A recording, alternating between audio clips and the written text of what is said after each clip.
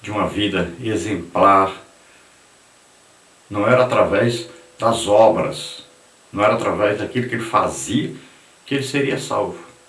Ele não conseguiria, mesmo que fizesse de tudo, fosse o homem mais perfeito, ele nunca conseguiria ser salvo através daquilo que ele fazia. Era preciso fé em Jesus Cristo. Estava diante dele aquele que ele deveria ter fé nele, mas ele não sabia, ele não tinha conhecimento de Jesus como Deus. E também Jesus ainda não tinha realizado a obra expiatória, ele ainda não tinha morrido na cruz por nós.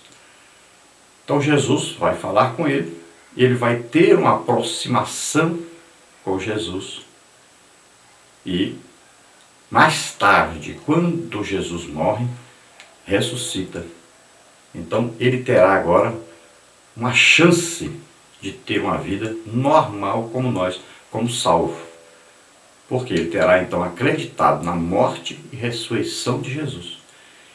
Ele passará a ver Jesus como Deus.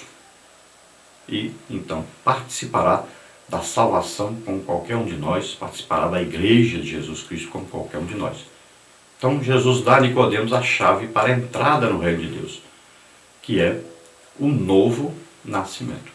Novo nascimento que só acontece através de ouvir a palavra de Deus e através de um convencimento, de uma ação reveladora do Espírito Santo.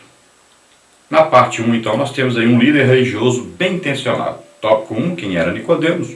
O tópico 2, os fariseus. E o tópico 3, os sinais efetuados por Jesus. Tópico 1, então, quem era Nicodemos? Muito pouco se sabe a respeito dele. Seu nome é grego e significa vencedor do povo.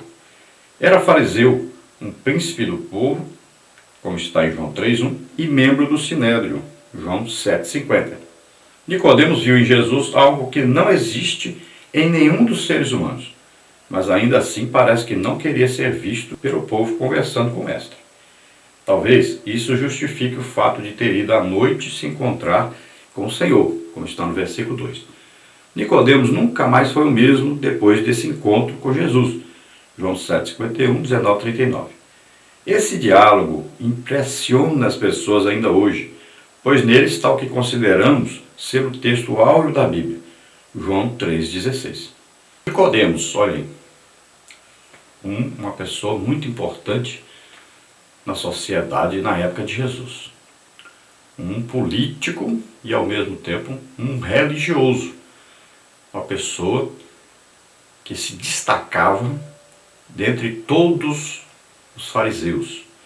O fariseu era o quê? Um grupo religioso. O fariseu se destacava também porque o fariseu acreditava em anjos. Ele era mais espiritual do que os escribas, o outro grupo que se destacava. Nós vamos ver que também o apóstolo Paulo, era fariseu do grupo dos fariseus, antes de ter um encontro com Jesus, antes então de se converter. Nicodemos é chamado príncipe do povo. Então por quê?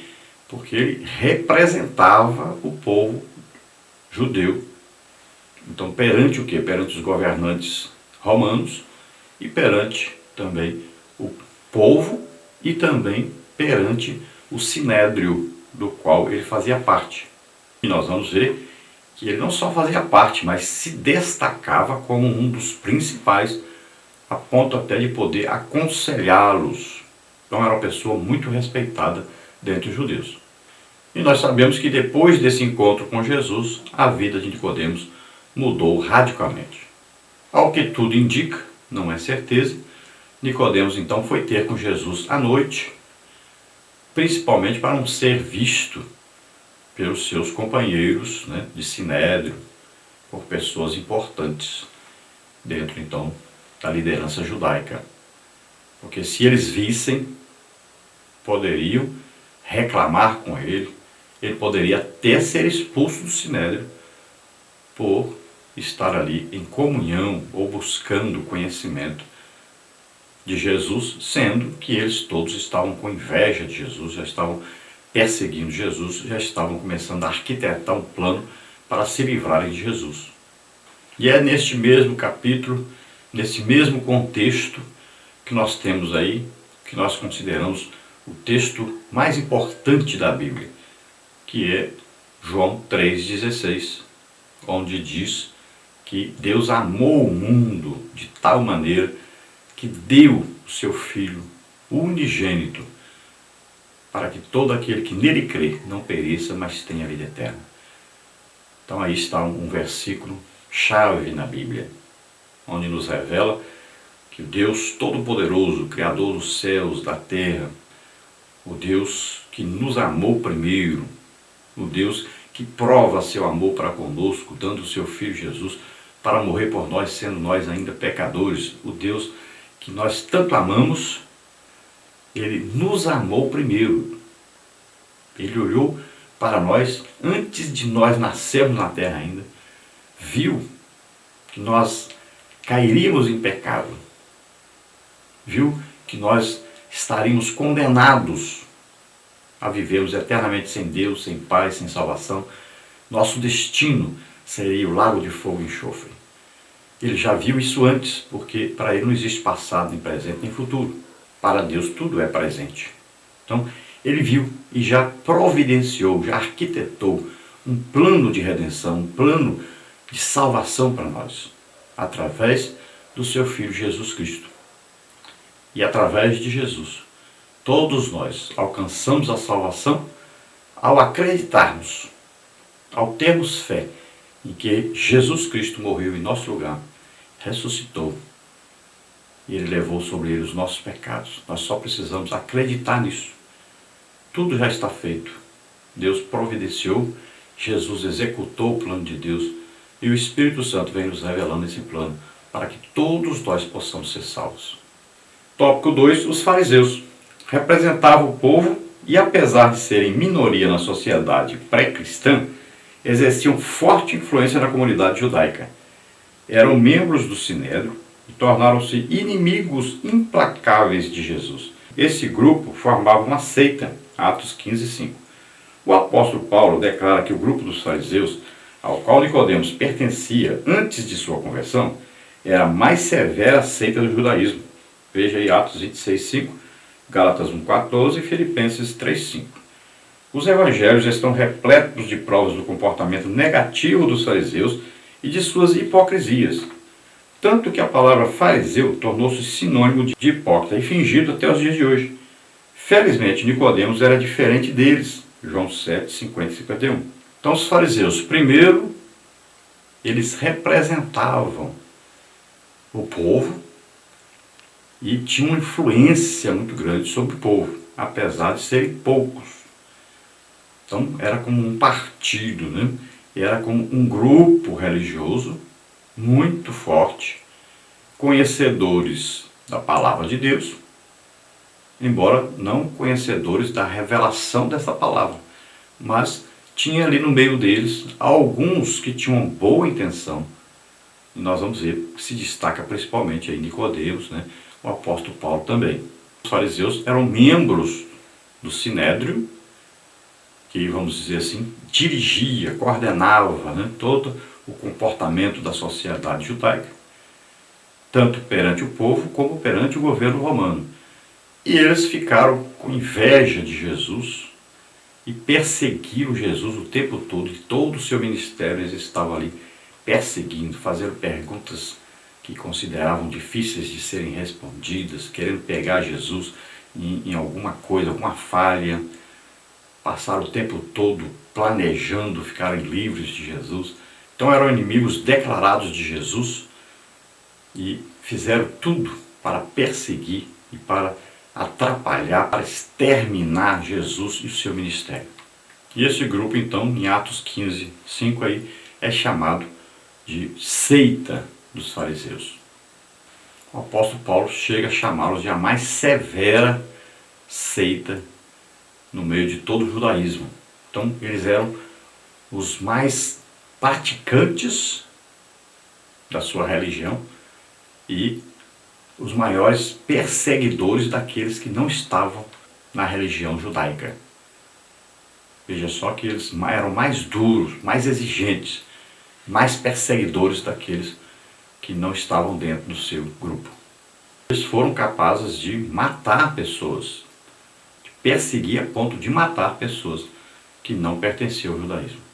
Nós podemos ver, lendo o Evangelho, quantas perseguições, tanto a Jesus, como depois aos apóstolos, a Igreja de Jesus Cristo.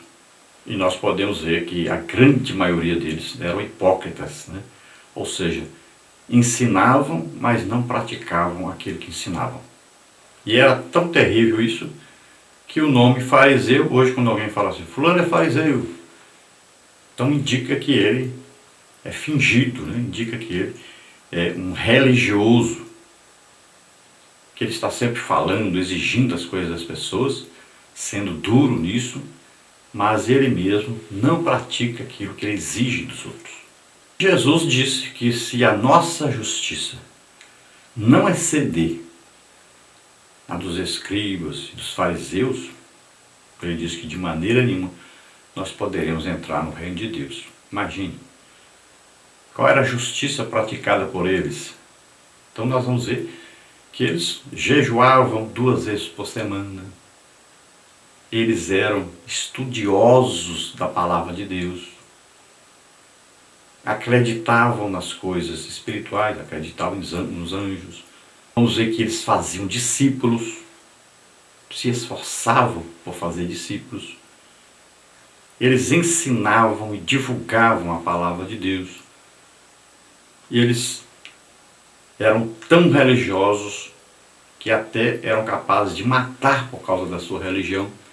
Nós podemos ver nesse quadro aí que está na lição do professor, características positivas, então, dos fariseus. Estavam interessados em obedecer à lei de Deus, eram admirados por sua piedade, acreditavam em anjos e demônios. E nós vemos aí as características negativas, as principais. Comportavam-se como se suas próprias regras religiosas fossem tão importantes quanto a lei de Deus. Sua piedade frequentemente era hipócrita e eles admoestavam os outros para que vivessem segundo os padrões que eles mesmos não conseguiam cumprir. Estavam mais preocupados em parecer ser bons que em obedecer a Deus. Temos aí as características desses fariseus e, graças a Deus, nós vemos que tanto Nicodemos como Paulo, né, eles tinham uma boa intenção. Então cresceram naquela religião, estudaram, aprenderam, até chegaram a odiar aqueles que seguiam a Jesus, mas eles tinham uma boa intenção. Eles procuravam seguir e servir a Deus, só que não sabiam o caminho, não sabiam que o caminho estava pertinho deles ali, que era Jesus. E principalmente Nicodemos, né, que teve um encontro com Jesus. Ali estava a salvação, ali estava o Salvador, ali estava o próprio Deus. No tópico 3 vamos ver aí os sinais efetuados por Jesus. Pouco tempo depois das bodas de Caná da Galileia, Jesus retornou à Judeia, subindo a Jerusalém, como está em João 2,13. Era a sua primeira aparição pública na capital, quando Nicodemos lhe procurou. Nesta ocasião, Jesus operou muitos milagres e, estando ele em Jerusalém pela Páscoa, durante a festa, muitos, vendo os sinais que fazia, creram no seu nome. João 2,23. Esses milagres atraíram Nicodemos. Talvez ele tenha se referido a esses feitos maravilhosos quando se dirigiu a Jesus, pois disse que ninguém pode fazer estes sinais que tu fazes se Deus não for com ele. Versículo 2. Então, como João registrou, muitos creram em Jesus quando viram os sinais que ele fazia. E a Bíblia declara isso, né? Pode ver que Pedro, aí no capítulo 2 de Atos, quando ele vai pregar às pessoas, e ele vai falar sobre Jesus, ele diz, esse Jesus que eu vou falar com vocês, Deus aprovou esse Jesus, mostrou que esse Jesus é realmente o Filho de Deus. Através de que ele mostrou? Ele mostrou através dos sinais, prodígios e maravilhas. Então, ele diz que Jesus fez grandes sinais, prodígios e maravilhas. Por quê? Porque Deus estava comprovando, mostrando que ele era realmente enviado por Deus.